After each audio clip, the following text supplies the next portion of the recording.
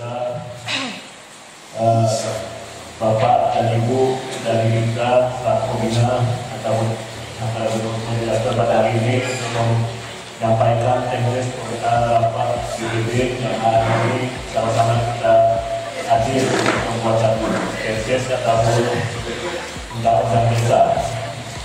Jadi baiklah, terima kasih dan ucapkan kepada kita kita semua. Kami ucapkan ulang sekali selamat datang di aula desa di aula desa Kelapa. Mohon maaf kami mungkin yang kita ada tempat yang kami sediakan beberapa tempatnya, saya akan mohon maaf sebesar-besarnya.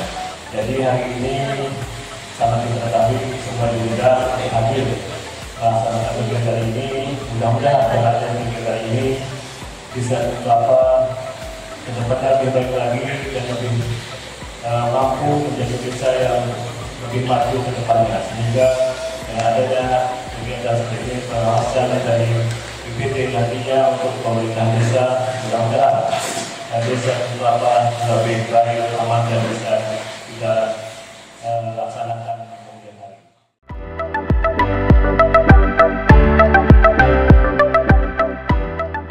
Desa nomor 5 tahun 2022 pada 2022 ini itu kita sahkan di akhir tahun 2022, yaitu mengatur tentang bagaimana pengelolaan pertanian di desa Kelapa ini. Waktu itu banyak keluhan dari para petani dan warga di sekitar desa, warga di sekitar pertanian. Keluhannya soal mesin pertanian yang kita api merusak lahan pertanian, kemudian sampah yang bertebaran di jalan produksi pertanian, lalu kemudian ada juga produktivitas pertanian yang sampai hari ini masih perlu dikembangkan. Lalu soal bagaimana semangat gotong royong yang sudah mulai pudar di desa Kelapa terkait dengan implementasi peraturan desa ini. Nah, yang kita bahas hari ini adalah bagaimana sih BPD melakukan pengawasan, apa-apa saja yang perlu dipertanyakan, gitu ya. Saya selaku Ketua BPD yang baru berjabat kurang lebih 2 bulan, sangat berterima kasih sekali kepada kita yang telah membina desa Kelapa dalam hal pembuatan tesis.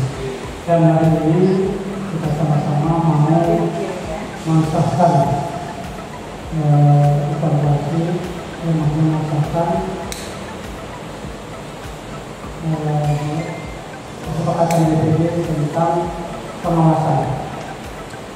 Jadi dalam hal ini kami BPD yang sudah disarankan oleh kita berterima kasih dan kami usahakan untuk melaksanakan pengawasan ini, dan rasanya insya Allah bisa kita sahkan hari ini. Kemudian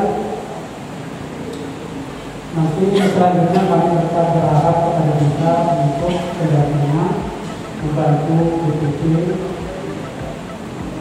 dalam hal pengujian dan pengawasan ini. Ini pembuatan BPD yang dilaksanakan oleh BPD. Tanggapan saya sangat bagus karena dengan adanya teknis ini ke depan BPD bisa lebih sinergi mengawasi pemerintahan desa dan bekerja sama di desa untuk kegiatan-kegiatan desa agar lebih maju.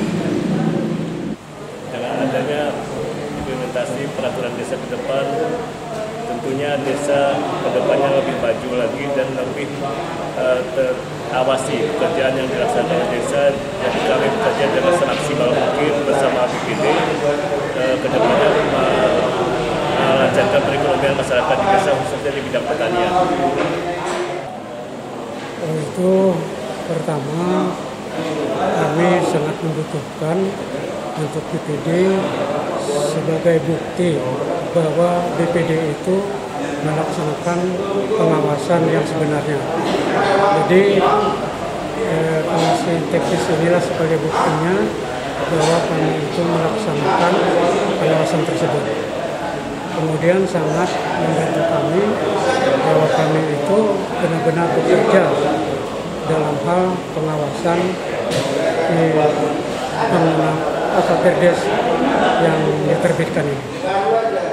Sebelumnya kami pengawasan tidak secara tertulis, jadi tetap mengawasi tapi tidak secara tertulis. Kalau ini kan secara tertulis, lebih fakta.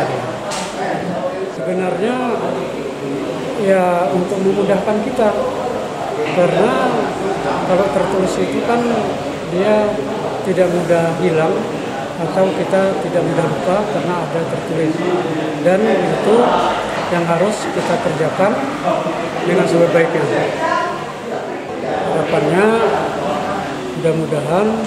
Harapannya supaya Perdes ini berjalan dengan bagus, dengan lancar dan tidak ada kendala, agar masyarakat itu benar-benar menikmati apa yang diharapkan di dalam Perdes itu.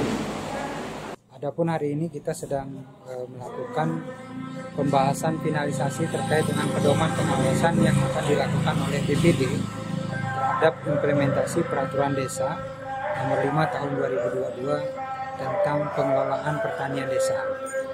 Pedoman ini ditujukan untuk bagaimana BPD melakukan pengawasan secara konkret berdasarkan pada pedoman yang disepakati antara BPD dan pemerintahan desa, khususnya di Desa Kebun Rokok. Mengapa ini menjadi penting? Karena sebagaimana mandat dalam undang-undang desa, BPD berfungsi untuk melakukan pengawasan, melakukan persetujuan terhadap anggaran, dan melakukan pembuatan peraturan di tingkat desa. Oleh karena itu, dengan adanya pedoman pengawasan ini, BPD mengawasi implementasi peraturan desa ini jadi semakin konkret. Bentuk-bentuk apa saja mereka awasi, apa saja mereka bisa pertanyakan, kapan mereka mempertanyakan itu, dan legal standing apa mereka mempertanyakan itu menjadi lebih spesifik dan menjadi konkret, diatur di dalam keputusan BPD nomor 3 tahun 2024 ini.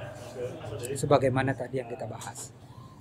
Tantangan ke depan yang akan dialami adalah sejauh mana pemerintah desa mendorong supaya peraturan desa ini secara cepat dan secara kuat dukungan anggaran terhadap implementasi peraturan desa ini. Karena semenjak kita dorong di desa, misalnya di Desa Damai, di Desa Kabupaten Sedapadanggai, semenjak kita mendorong adanya pedoman pengawasan yang dilakukan oleh BPD, maka implementasi dari sebuah peraturan desa itu menjadi efektif, menjadi efisien, menjadi lebih terbuka, menjadi lebih transparan pemerintah desa, khususnya kepada BPD, karena dengan adanya pedoman pengawasan ini. Nah, harapan kita ke depan, tantangan-tantangan kesulitan di Pemdes mengeluarkan, mengalokasikan anggaran pada implementasi Perdes ini, dengan adanya pengawasan ini jauh semakin mudah, dan koordinasi kemitraan antara BPD dan pemerintah desa jadi semakin kuat, sehingga implementasi Perdes yang didorong secara bersama-sama ini bisa diimplementasikan secara sesegera mungkin.